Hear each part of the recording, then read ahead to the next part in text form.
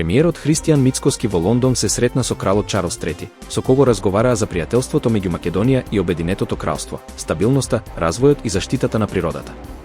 Средбата се одржа во рамките на самитот за Западен Балкан, Берлински процес, организиран од британскиот премиер Кир Стармер. Македонската делегација ја сочинуваат неколку министри, а целта на посетата е зајакнување на регионалната соработка и евроинтеграцијата на Западен Балкан.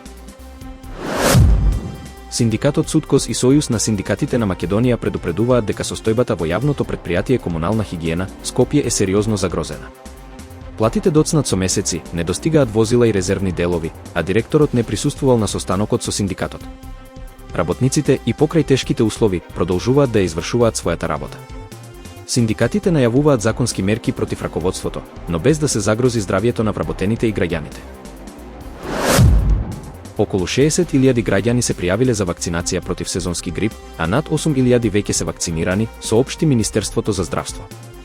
Вакцинацијата се спроведува на 35 пункта низ земјата, од кои 5 во Скопје, а пријавувањето е можно преку вакцинација.mk или преку матичен лекар. Бесплатни вакцини се обезбедени за ризичните групи, лица над 65 години, хронично болни, здравствени работници, бремени жени, мали деца и лица во домови за стари. Тимови веќе спроведуваат вакцинација и во домашни услови за неподвижни и лица со попреченост. Новите санкции на Европската унија за Русија и забраната за руски газ нема да влијаат на Македонија, изјави министерката за енергетика Сања Божиновска. Таа нагласи дека земјава троши мали количини газ и до 2027 година ќе има стабилно снабдување преку интерконекторот со Грција. За разлика од Македонија, Србија е загрижена поради европската забрана за транзит на руски газ, која ќе стапи во сила од јануари, а од 2027 ќе има целосен прекин. Македонија моментално плаќа 250.000 евра месечно за газ од електраната во Александрополис, која не е во функција. Делегација на Македонската православна црква, Охридска архиепископија, предводена од митрополитот Петар, епископот Николај и јеромонахот Атанаси, од 11 до 19 октомври престојуваше во Русија по покана на патриархот Кирил. Тие посетија значајни храмови и духовни центри во Санкт Петербург, Кронштадт и Валаамскиот манастир, каде што се поклонија на моштите на светители и сослужуваа литургија со митрополитот Варсонофи. Посетата заврши со заедничка молитва и символичен подарок од руската страна. Косово ќе стане првата земја што ќе прифати одбиени баратели на азил од Британија, како дел од планот на премиерот Кир Стармер за центри за враќање на мигранти. Премиерот Албин Курти изјави дека ова е пријателска помош кон Британија, во замена за поголема поддршка за безбедноста на Косово. Црна Гора е подготвена за разговори само ако добие големи инвестиции, додека Албанија и Босна и Херцеговина категорично одбиваат. Таймс откри дека Британија се обратила и до Македонија, која засега нема став. Северна Кореја утрово истрела неколку балистички ракети со краток дострел кон Источното море, соопшти јужнокорејската војска. Ова е прво лансирање од јуни, кога стапи на функција новиот председател на Јужна Кореја, Ли Џем Јунг. Северна Кореја со тоа повторно ги прекрши резолуциите на Обединетите нации кои и забрануваат вакви тестови. Ким последниве години го зголеми бројот на ракетни тестови и ја продлабочи воената соработка со Русија. Перуанскиот председател Хозе Хари прогласи 30-дневна вонредна состојба во главниот град Лима поради растечкото насилство и криминал. Мерката предвидува можно ангажирање на војската за поддршка на полицијата и ограничување на слободата на движење и собирање. Хари изјави дека владата преминува во офанзива против организираниот криминал и дека решителните дела се неопходни за враќање на редот и безбедноста. Европа ја очекува силна промена на времето по долгото стабилно затиши. Нов циклон пристигна од Атлантикот и ќе донесе бури, обилни дождови, силни ветрови и високи бранови од Шпанија и Португалија до Северна Европа.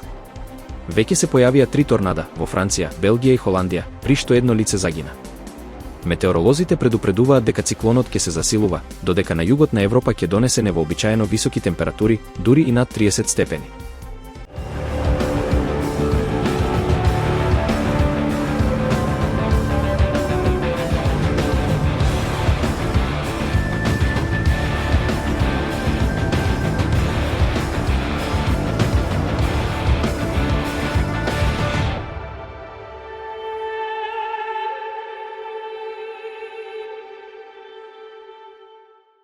Вистина е дека пред повеќе од 100 години, Романија, соочена со воено уништување во рамки на Првата светска војна, побарала спас за своите златни резерви и културно богатство надвор од нејзините граници. Денес, еден век подоцна, земјата се уште се обидува да си го врати она што го смета за свое. Вистина е дека само неколку месеци по влегувањето во војната на страната на сојузниците, Русија, Франција и Велика Британија, Букурешт паднал под окупација од германски и сојузнички сили. Владата и кралското семејство се повлекле во градот Јаш, кој станал привремен главен град. Вистина е дека во обид да го заштитат националното богатство, романските власти потпишале договор со тогашна царска Русија, испраќајќи 2 воза со злато, кралски накит и културни артефакти, вкупно 91,5 тони злато, на безбедно чување во Москва. Но вистина е дека златото никогаш не било вратено. Со Октомвриската револуција во 1917 година, болшевиците на Ленин ја презеле власта и го задржале златото, иако постоеле официјални потпишани документи кои потврдувале дека тоа припаѓа на Романија. Вистина е дека чувството на неправда кај романците не згаснало ни по еден век. Според Кристијан Паунеску од Националната банка на Романија, враќањето на ова богатство е морална должност, и тој уверува дека борбата никогаш не престанала.